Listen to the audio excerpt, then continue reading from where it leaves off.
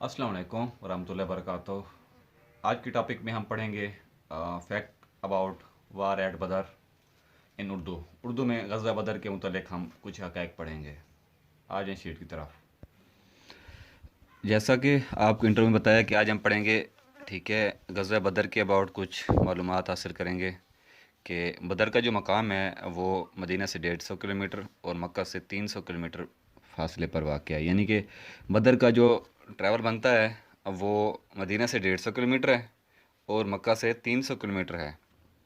ठीक है, ये दूरी है, फासला है। हिजरत के 2 साल बाद, हिजरत के 2 साल के बाद ही हिजरत के 2 साल बाद, हिजरत के 2 साल बाद सन 624 ईस्वी को मंगल के दिन, ठीक है, कुफर और इस्लाम की पहली बड़ी लड़ाई लड़ी गई, पहली। ठीक है, इससे पहले 623 ईस्वी के आखिर, ठीक है, और 624 के शुरू में मुसलमानों और कुफार के दरमियान छोटी मोटी झड़पें होती रहती थी। ठीक है, आप वसल्लम को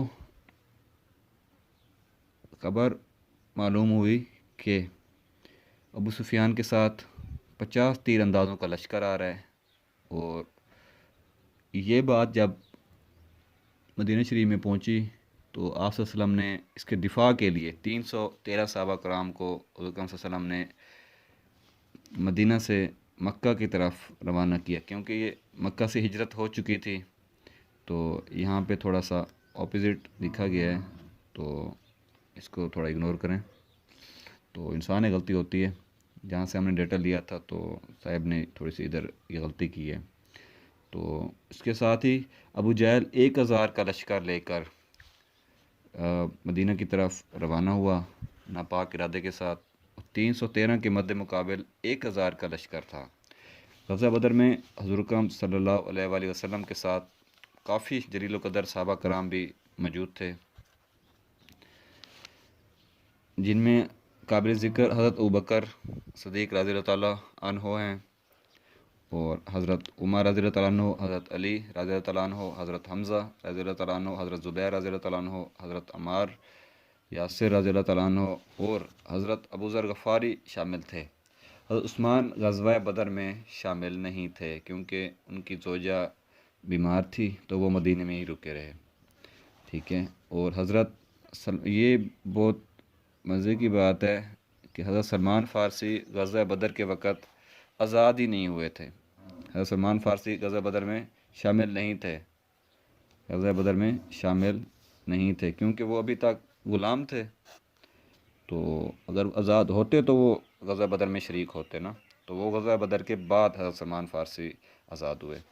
तो मुसलमानों के पास जो जंगी साज़ो सामान, यानी कि लड़ाई का जो साज़ो सामान था, उसमें 70 ऊँट और 2 घोड़े थे। जहाँ 313 के बाद 313 लोगों के पास ये लड़ाई का सामान मौजूद था, और जंगी साज़ो सामान भी बहुत कम था।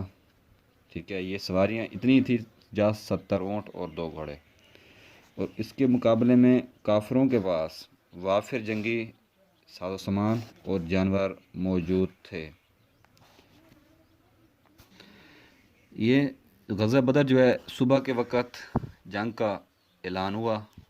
ठीक है, अरब में एक कदीम रिवाज है कि सबसे पहले इनफरादी जंग का आगाज़ होता है, कि दो जो उनके माए नाज, एक एक बंदा दोनों तरफ से आता है जो उनके माए नाज फाइटर होते हैं, तो वो सबसे पहले इनफरादी तौर पर एक दूसरे से जंग करते हैं और फिर इज्तिमाई जंग का आगाज़ होता है। तो उस दौरान ये अरब के कदीम रिवाज के मुताबिक जंग का आगाज़ इनफरादी तरीके से हुआ। कुफार ने अपने 3 जंगजू, जो उनके 3 जंगजू सबसे ज़्यादा ताकतवर और हरबा कार माने जाते थे, मैदान में उतारे। हुज़ूर अकरम सल्लल्लाहु अलैहि वसल्लम ने उन कुफार के मुकाबले में हज़रत अली रज़ियल्लाहु ताला अन्हु, हज़रत हमज़ा रज़ियल्लाहु ताला अन्हु और हज़रत उबैदा रज़ियल्लाहु ताला अन्हु को मैदान में भेजा। ये मुसलमानों की तरफ से 3 नाम हैं। ठीक है, जो ग़ज़वा बदर में सबसे पहले इनफरादी लड़ाई के लिए मैदान में उतरे। हज़रत उबैदा जंग बदर के पहले शहीद मशहूर करार पाए, क्योंकि हज़रत उबैदा की टांग कट गई थी। تو ٹانگ بارہ کاٹ جانے کے بعد کافی زیادہ گھائل ہو چکے تھے. صاف ظاہر جب ٹانگ کاٹ جائے تو انسان لڑائی کے قابل نہیں رہتا. تو حضرت علی اور حضرت حمزہ رضی اللہ تعالیٰ عنہ نے جو حضرت عبیدہ کا مد مقابل تھا اس کو مار گرایا. اپنے جو اوپوننٹ تھے حضرت علی اور حضرت حمزہ رضی اللہ عنہ پہلے ہی مار چکے تھے. تو انفرادی مقابلے میں تو مسلمان کامیاب ہو گئے، انفرادی مقابلے میں مسلمان کامیاب ہوئے. تو دوسری طرف کفار کی طرف شکست کا جو ڈر تھا وہ پیدا ہوا، کیونکہ ان کے جو انفرادی جنگجو تھے طاقتور مانے جاتے تھے وہ تو مارے جا چکے تھے. تو سپیر سے پہلے جنگ ختم ہو گئی.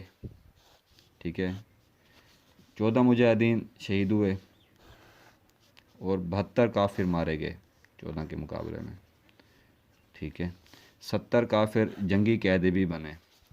حضرت حارث رضی اللہ عنہ نے اپنے 4 بیٹے جنگ میں شہید کرائے. انہوں نے اپنے 4 بیٹے بھیجے تھے حضرت حارث نے، اور چاروں کے چاروں شہید ہو گئے. یہ وہ وقت تھا جب اسلام کو سب سے زیادہ مجاہدین کی ضرورت تھی. ارد گرد کے دشمنان اسلام پر مسلمانوں کی دھاک بیٹھ گئی غزوہ بدر کے بعد، اور مسلمانوں کی ایک ایمانی اور روحانی قوت کے ساتھ ایک فوجی قوت کے طور پر بھی مسلمان ابھرے. اور غزوہ بدر کی جو فتح ہے مسلمانوں کی ایک اہم کامیابی ثابت ہوئی اور اسلام کا بول بالا ہوا. امید ہے آپ کو غزوہ بدر کے اباؤٹ کافی سارے فیکٹس معلوم ہوئے ہوں گے. اپنی دعا میں یاد رکھیں. اللہ حافظ.